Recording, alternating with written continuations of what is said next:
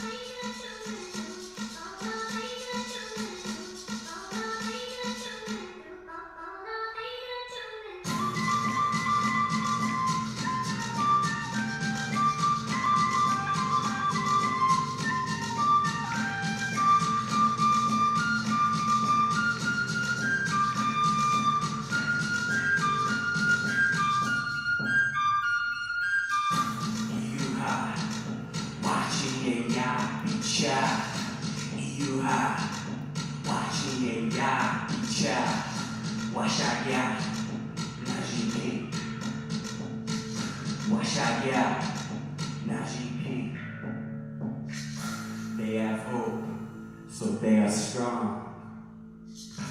Keep your hope, it makes you strong.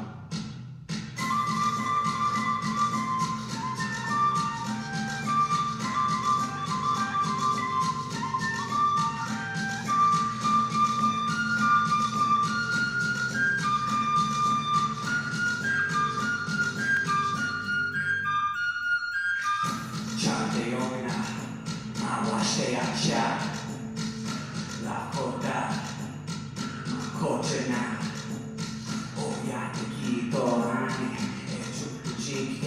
yellow, oyate kito ani, etukuchi keshni yellow. In the lands of the Lakota people, from my heart, I will never forget you.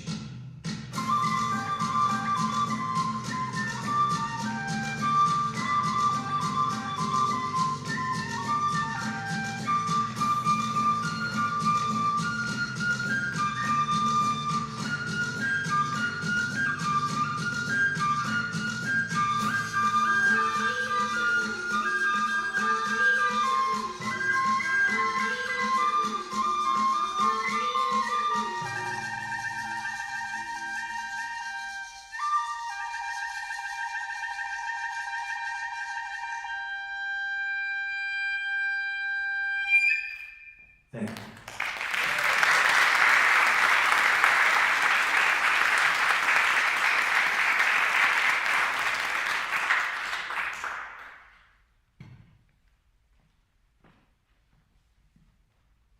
Alright, the song I'm going to do now is a song that I released on Indigenous Peoples Day 2023, so almost a year ago last month. And this song for me, when I composed this song, I was going back to my roots. And my journey with music, as I said, started when I was very young, and it started on the piano. I started teaching myself to play piano when I was like 7 or 8. And I grew up in a very rural part of South Dakota, a very rural, poor part of South Dakota, so there weren't a lot of resources for me to learn about music. So I had to find my own resources in a lot of ways and just find my own way of learning music. And it started at the piano, and then when I was in middle school, I fell in love with poetry. And we had a week where we had to write poems, and I loved it. It didn't even feel like schoolwork. And my teacher gave me 100%, said, "You're a good writer, keep going." And so another thing I've been sharing with music educators I've been guest lecturing with is, you never know when you're going to change a young person's life. If you see a light in them they didn't see yet, you see a gift in them they might not see themselves. Just let them know if they're good at something, because it was educators in my path doing that for me that showed me my gifts before I could even see them myself. And so this song I'm about to do is titled Stardust. And it's a poetry piece set to piano. But the reason I titled this song Stardust is because I was inspired by the Lakota word for star. Now, I just shared a song that I wrote in Lakota. And the beautiful thing about my language is it's very poetic and it's very nuanced and layered. So I can say in one Lakota word, sometimes it takes like a paragraph of English to describe what that one word means or what it says. And so I'm able to say a lot with a little bit of talking when I write in Lakota. And another thing I learned as I'm reconnecting to my language, because I did not grow up fluently speaking it, is that there is literal code to the universe, scientific code, written into the Lakota language. And this song is inspired by our word for star, which is an example of that. And I want to share that with you because it's an example of how indigenous cultures, including indigenous languages, indigenous music, have science layered into them, because our ancestors were always scientists. We wouldn't have been able to survive on the land if we weren't. So our word for star is wichafpi. Wichafpi, we got like a guttural on the sea. Wichafpi. We say that, wichafpi. Okay, good. Well, mainly in the front, which a couple people sound Lakota, we're doing good. So wichafpi is our word for star. And in 2017, I was talking with a language teacher, a grandmother back home, and she was the one that started telling me how there's code for the universe written into our languages. And she gave me a few examples that day, including star. And it blew my mind when I learned this, because I had known this word star since I was a young boy, but I never knew, its breakdown until recently. And she told me that our word for star, wichafpi, is kind of two words put together. And much like the English language has like a Latin origin, a root of another word, and if you study those origins, you can learn about what that word really means on a deeper level. It's the same thing with Lakota language.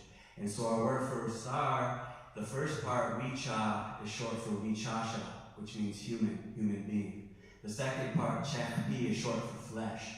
So our word for star could literally be translated to human flesh. And the reason why that happened is we have an intense star knowledge in my culture, and we believe through that star knowledge that we're connected to the stars, we're connected to the universe, even down to the very particles that make up our body are the same particles that come from stars. That's what we believed and we knew, and we even layered that in our word for star. So I learned that in 2017, blew my mind. 2 years later, in 2019, I remember this. I remember seeing the article get blasted all across social media. In 2019, NASA finally made a big discovery. After going up to space, bringing back particles from stars, studying them for years, decades, guess what NASA finally discovered 5 years ago in 2019? NASA released this big statement, and it was big news in the scientific community. And NASA finally discovered 5 years ago, guess what? Human bodies are made from the same particles they found in those stars when they went up and brought stuff back down and studied it. And my ancestors knew that without ever going to space in some sense, you know. And you know, I live in Chicago, and there's a planetarium, and I see there's exhibits for it now. You know, and that blew my mind because I was thinking, like, you know, colonialism said my ancestors were savages. We certainly weren't scientists, but we knew this fact long, long, long ago that we're just now catching up to, you know. So that inspired this song. The song is called Stardust.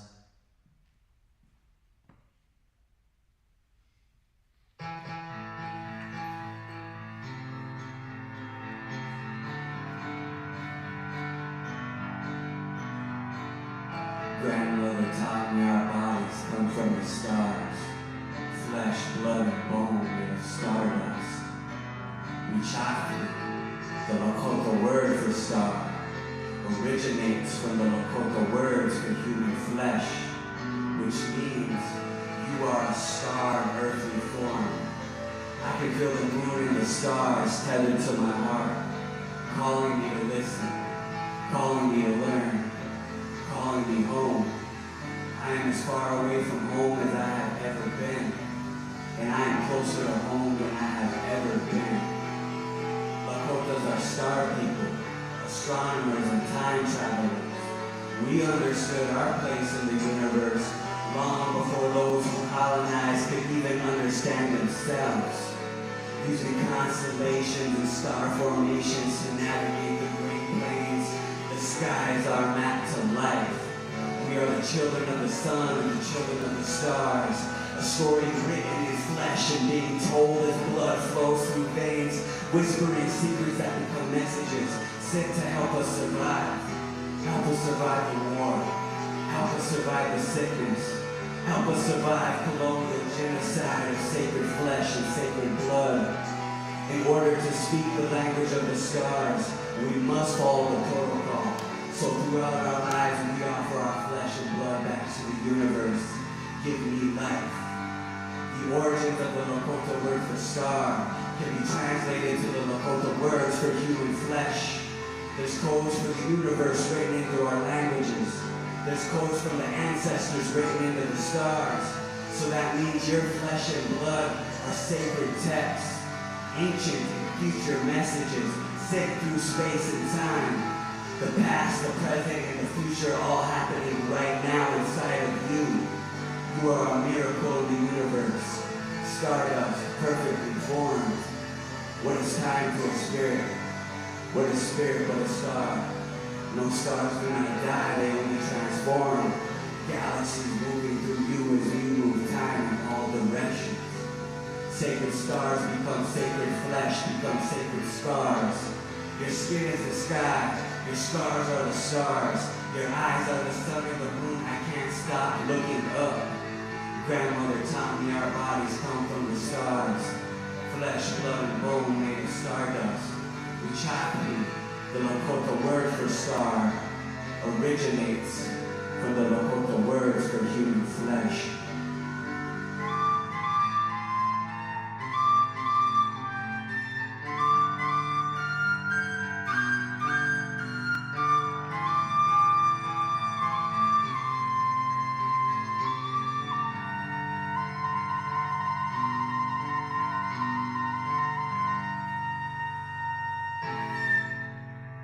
Thank you.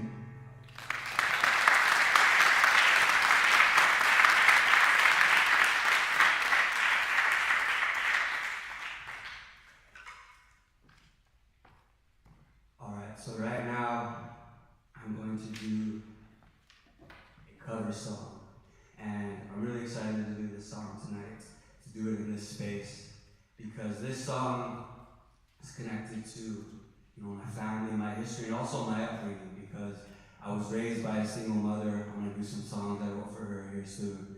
But she was a big influence on me even musically. She had a great taste in music, and some of my first music education was riding around rural roads in South Dakota, listening to music with her. So one of the songs that she loved and that now I love, and I'm gonna do a cover of, is Fleetwood Mac's Dreams. But I'm gonna do a native flute cover of Fleetwood Mac's Dreams. And I say that this song for me is in the key of Lakota, because I can't really sing like Stevie can, but my flute can. And whenever I produce this song, now this song is an example of how my culture influences not just the instruments I use and the content of my music, but also the creative process. So I'm a big fan, I'm a nerd for music documentaries and stories behind the music. As you can see, I'm sharing the stories behind my music. And I was watching a documentary about how Fleetwood Mac recorded the album Rumors, which Dreams is on. And they recorded it in a studio that their label would send them to, and Sly Stone owned the building, he owned the studio. And so he kind of designed it how he wanted it. He had a big elaborate bedroom for himself with a grand piano where he would hang out, when he wasn't recording. And so when Fleetwood Mac was recording there, that's where Stevie Nicks would hang out when the band was tracking out the music before she could lay down the vocals. And so during one of those times when she was waiting, she said she was bored, she sat at the grand piano, and she wrote Dreams. And she wrote it using only 2 chords, which was really interesting to me. Then she took that idea to the band and fleshed it out into the Dreams we know now. But whenever I produced this song, I wanted to strip this song down to its essential elements. And so I took it back to those 2 chords, and I slowed it up a lot. And I only used 4 instruments when I produced this song. And in Lakota culture, and a lot of Native cultures, 4 is a sacred number.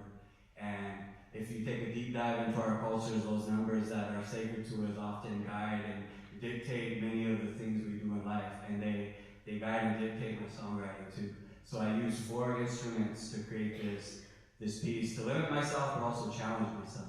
So I used a Lakota, a buffalo high drum, a gourd rattle that I have here today. I have all the instruments here with me. This bass guitar and this native flute. So this is my version of Fleetwood Mac's Dreams in the key of Lakota.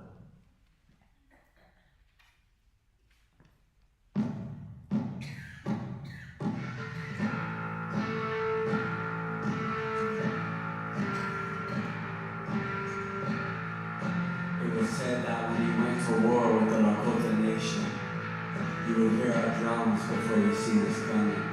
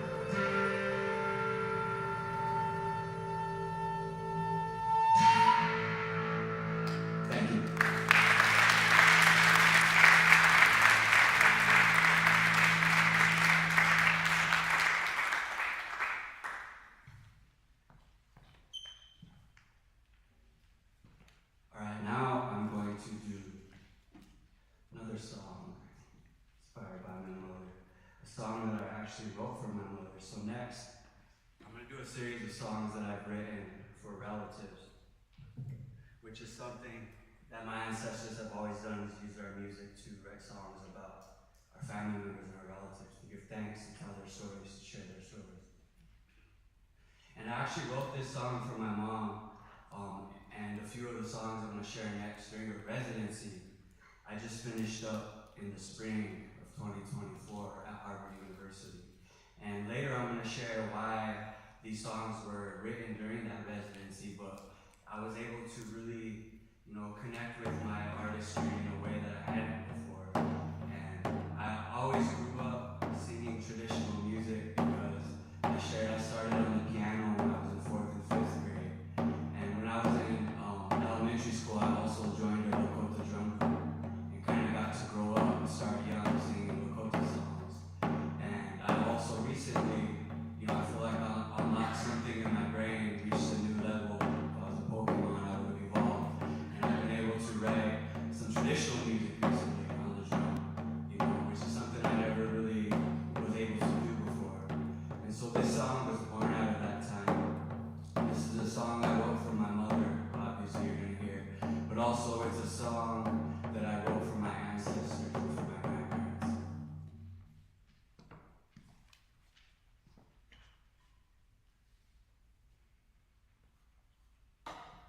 Nephew, Yes. is that an honor song?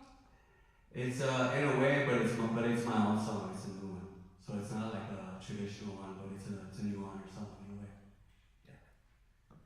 So Uncle asked if it's an honor song. So in our culture, we have songs that honor people, and I like what he did. Maybe we can do that. Maybe I can make this an honor song. So when we sing honor songs, I ask everyone to stand up just to kind of, give that thanks and give that respect. And so I want us to think about all of our mothers and our grandmothers while I do this song and honor them.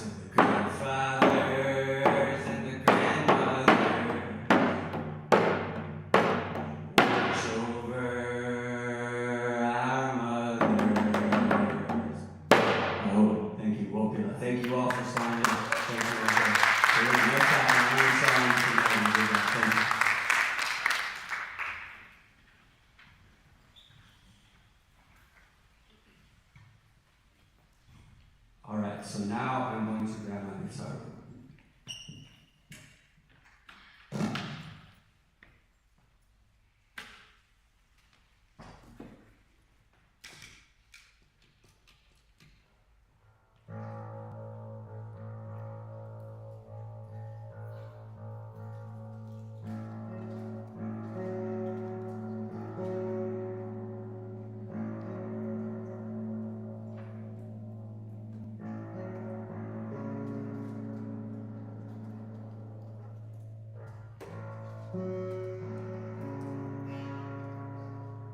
So now I'm going to do a song that I wrote for my mother whenever I was in college in Chicago.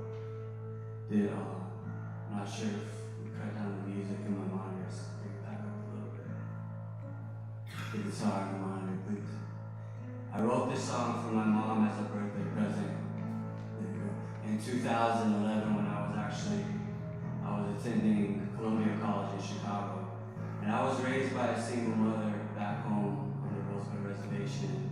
Actually, my dad bailed on me when I was 3, and I grew up in a big family. My mom had a lot of sisters and a lot of brothers. And so all of my cousins were kind of like my siblings. But my mom and a lot of her siblings, a lot of her sisters, ended up being single mothers. So I kind of grew up in a matriarchal environment. And I didn't realize at the time how unique that was until I got older. And I'm my mom's only child too, so that's a pretty interesting experience when you're an only child and it's a single mom. She really imprinted on me, for better and worse, We really know each other. And whenever I was in college, and the older I got, the more I appreciated everything she had done for me. And that wasn't always the case, our relationship wasn't always good, but our love got us through it. And I think that's, another lesson that I learned from her is the power of love.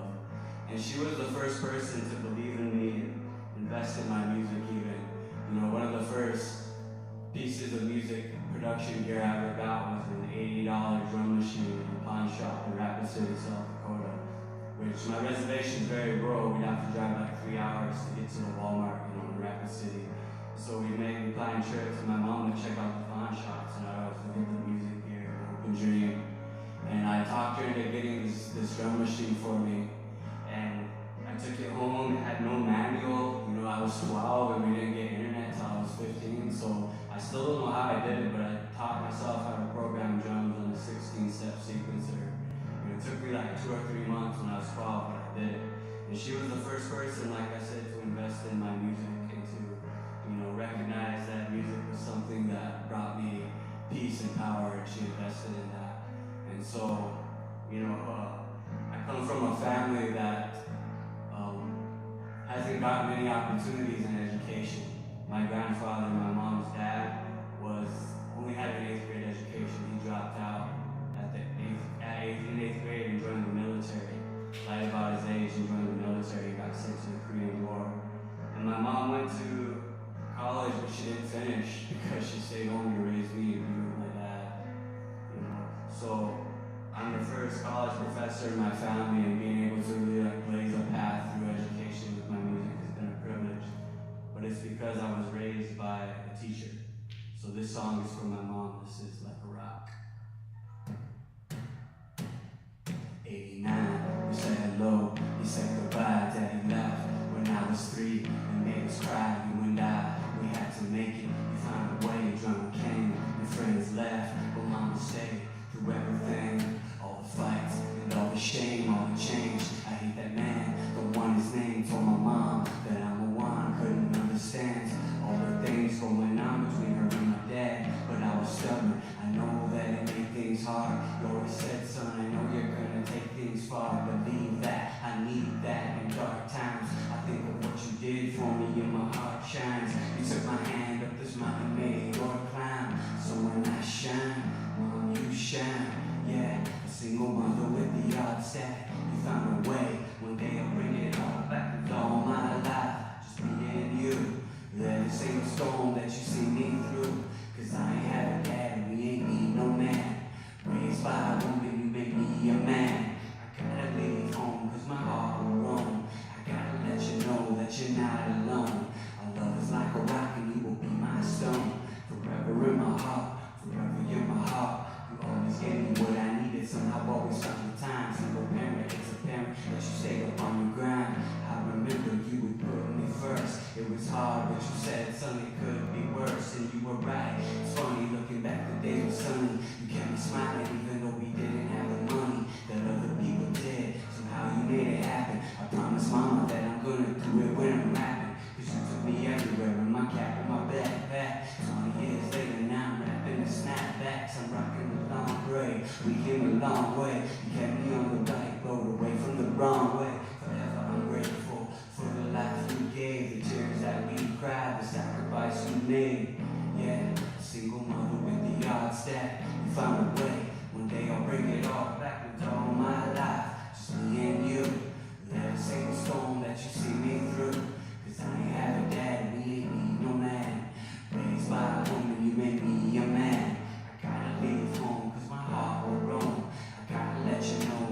not alone. Our love is like a rock and you will be my stone. Forever in my heart, forever in my heart, you're my stone. Thank you.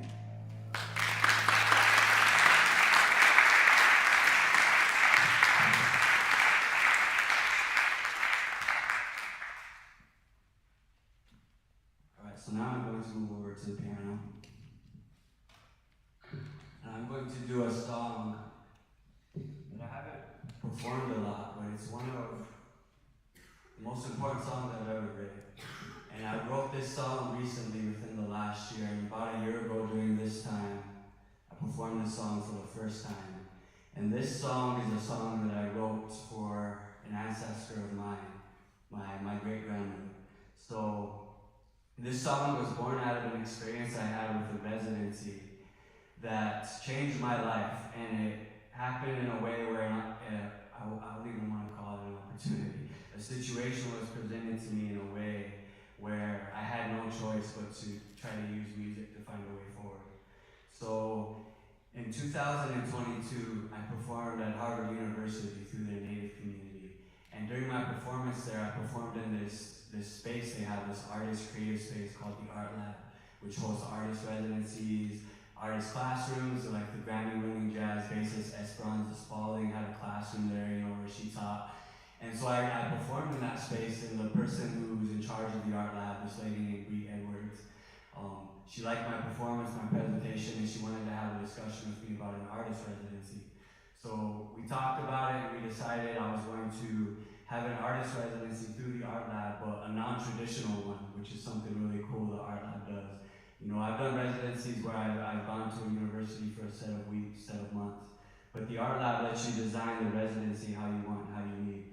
So I was able to, visit at times that my schedule allowed, and the residencies are designed to create a project on campus. So I was going to begin my residency by visiting for 2 weeks and start meeting people on campus to figure out and come up with a project idea, which I knew was going to happen. In the first week I was there for that residency, something happened and I got some news that changed my life forever, and I feel like it even kind of split my life in half in many ways. So when I was there for the residency, I had a whole itinerary. I was meeting with people from the hip-hop archive at Harvard. I was meeting with Native people, professors, theater people, art people, musicians. And about halfway through the first week, there's some Native women who work at a museum at Harvard called the Peabody Museum. And the Peabody Museum is their anthropological museum. Now, this meeting was not on my scheduled itinerary, so for those of you who don't know, if a group of Native women are like, we need to meet with you right now, you better do it, especially if it's an emergency meeting. So I went and met with these women, and they started telling me their story of how they just recently began working at this museum at Harvard. And I learned through this residency and through my collaboration with this museum that Harvard has one of the top 3 largest collections of museums in North America, as far as like price tag.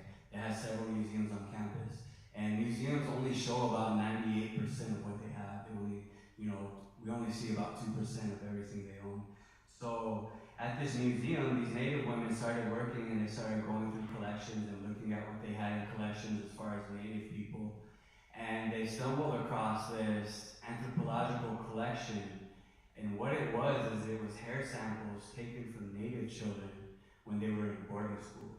And boarding schools is an ugly, ugly chapter of our country's history, where it was this government program, and it was the brainchild of a literal military general who designed it to run like a death camp, like a military death camp. And he came up with this idea to assimilate Native people, because at that time we were locked in a war of genocide where 99.8% of us died in that genocide. So it still blows my mind that, think about that, less than 1% of everyone you know and love survived a genocide. And so during that time, it was costing the US government a lot of money to go to war with Native people and to physically have these massacres, go to war with us. It just financially wasn't going to last. And so they came up with this new plan, which cost less money and was less brutal and less effort on their part. And it was to assimilate Native children into becoming American. And this general came up with this plan, and it was a death camp. And they gave him the funding and they gave him the space, and the first Native boarding school was in Carlisle, Pennsylvania. And actually I performed out there last year. They had a conference about boarding schools the university did. And it's creepy because a lot of Native children died in these schools. And if you go to the sites of any boarding school, you will find mass graves of children, marked and unmarked. And whenever I was at Harvard University, these Native women met with me and they were telling me that they came across this collection of hair samples taken from Native children when they were going through this. And that the museum had got it as a donation in the early 1920s sort of, and that they just kind of put it away and no one had really touched it or looked at it since then. And so these Native women started going through this process of categorizing it and getting these hair samples back to the tribes and the families where they belong. Because, like I said, a lot of children died in this process. They were abused for speaking their language. They were abused for displaying any signs of their culture. And that was part of the design, was to, through violence, beat the native out of them and make them American, Christianize them and make them speak English. And there are tales of untold violence in these schools. And I won't go into the details of the violence because it's the stuff that will keep you up at night and break your heart, but I will leave you with this and say, I have a sister, she's a Dene artist, she's a musician as well. She did her dissertation on boarding schools. And when we would meet up on the road, she would just tell me about things she found in her research. And one thing she told me that still haunts me every time I talk about this topic is she came across in the documents of the research, one of the phenomena that they observed is that many of the children in these places died from violence, starvation, disease, but a lot of them died from starving themselves, even though they're being fed.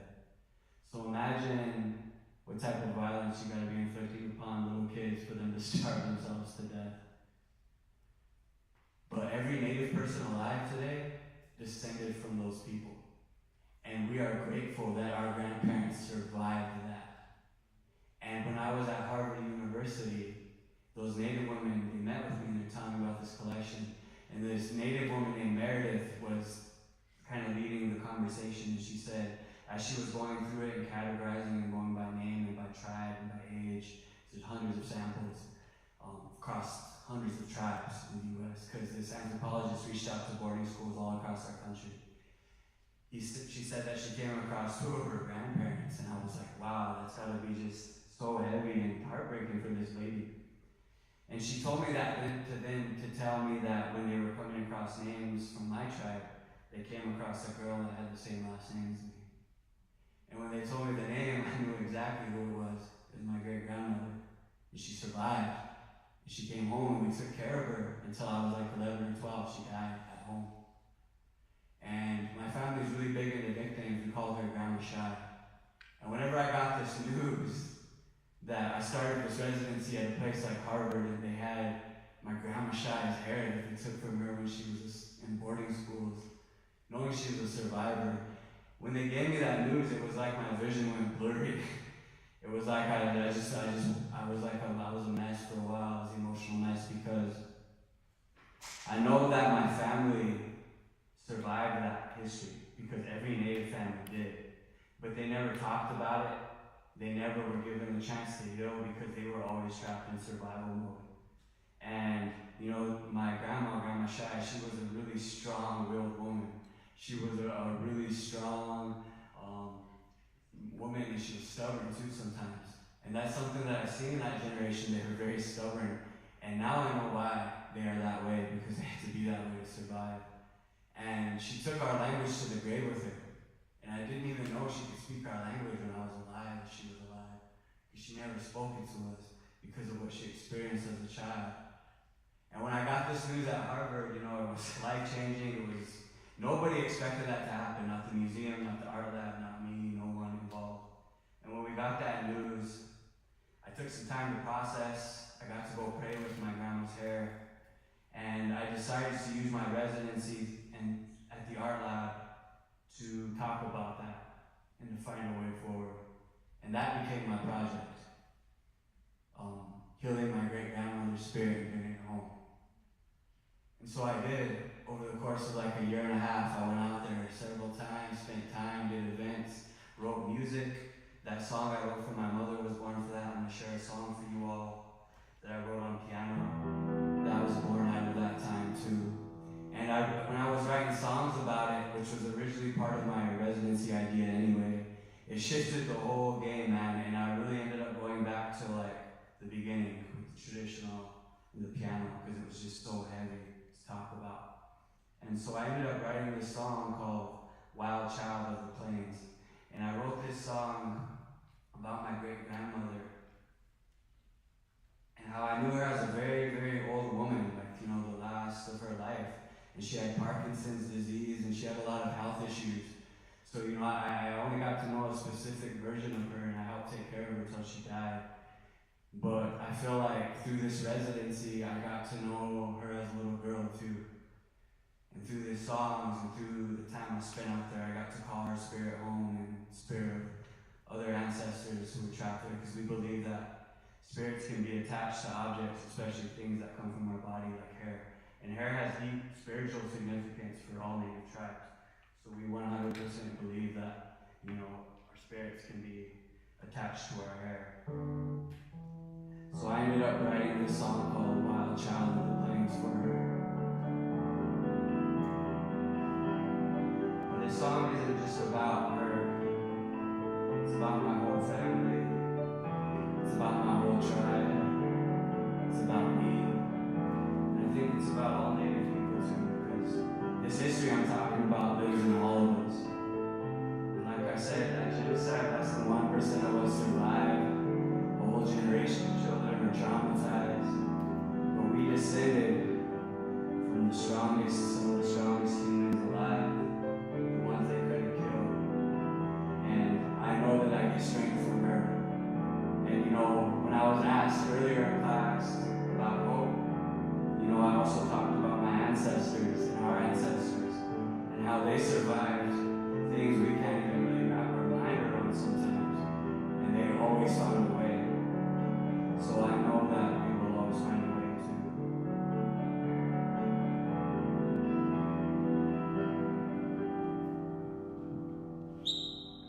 This is Wild Child of the Plains.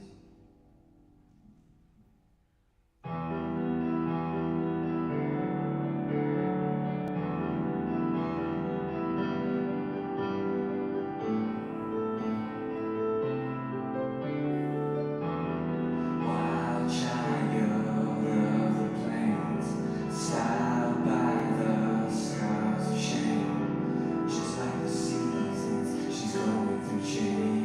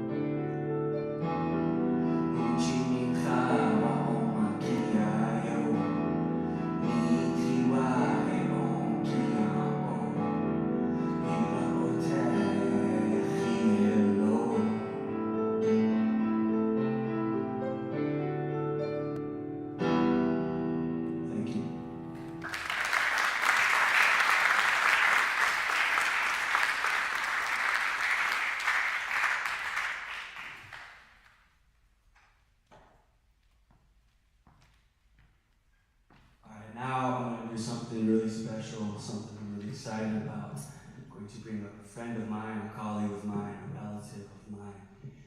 And the pieces that are about to come next are also connected to the history you just heard about. So I'm going to bring up someone you've heard from earlier, my colleague, Professor Deanna Bush. She's Cherokee.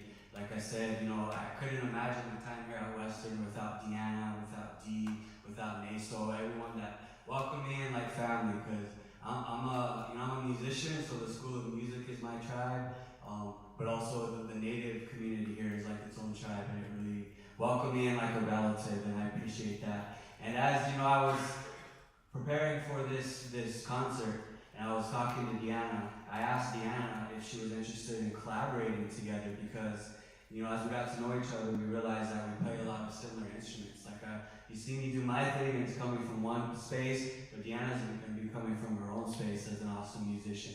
And I'm so grateful that she agreed to collaborate with me. And we're going to do 2 original pieces that we wrote specifically for tonight. And they touch on the history that I just shared about as well. Like I said, the first piece we're going to do is going to be a flute back and forth, and it's called Displacement.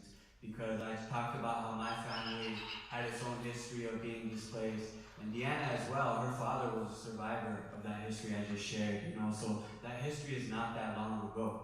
I want to also note that it was illegal for us to practice our native cultures under U.S. law until 1978, so I see there's people who were alive during that time in this room. So I want you to think about the fact that this history I'm sharing is not that long ago. So me and Deanna, we came up with 2 pieces. The first is Displacement, and we are going to then transition and blend into another piece called Drums Lead the Way, because we play native flute, but we're also percussionists, and we play our own native percussion too. And we love to jam, we love to jam out on our drums, so we came up with a piece where we're jamming on our drums, but also for native people and native culture, drums are an important element of our music, and I feel like they're central, but it's also very healing. And I teach this to my students because I study the science of sound. Whenever a drum beat is playing, everyone in that space, absorbing those frequencies into our body, our heartbeats literally all sync to that beat. So music is magic. So I want us all to know that, these drums we're about to do, drums lead the way for native people, but these drums will be syncing with all of our hearts in this space. So I want you all to give an amazing WMU Western welcome to Deanna Bush. She's going to come out and join us.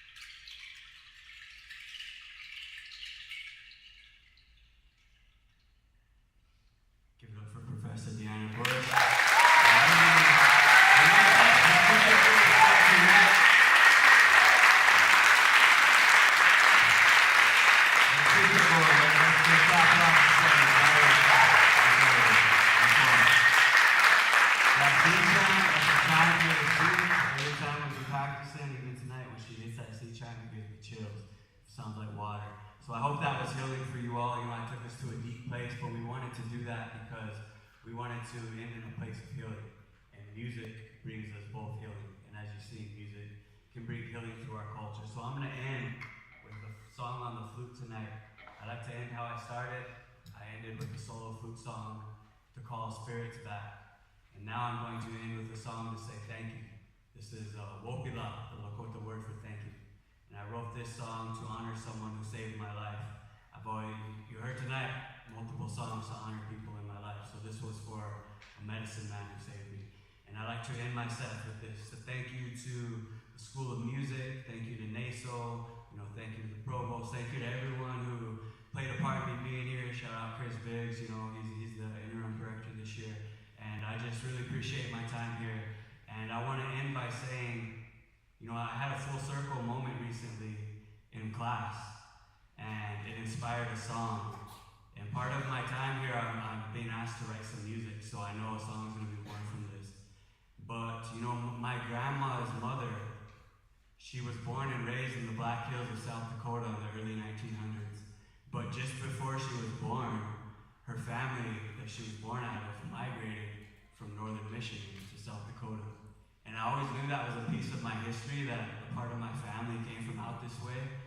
But, I never knew why until recently. I was talking to my grandma, and I was really curious about why that was, because the reservation I come from is very rural, very country, very poor. It's never really been a place to relocate to. And I asked, what brought that part of our family, what brought them to the reservation here, and where they finally relocated. And my great-grandmother, who lived to be 103, she was the oldest woman on our reservation. She was born shortly after they moved out. And my grandma told me that they were teachers, and they moved out there to teach. And I think about how it's full circle. They brought their great-grandson back to where they were from to teach.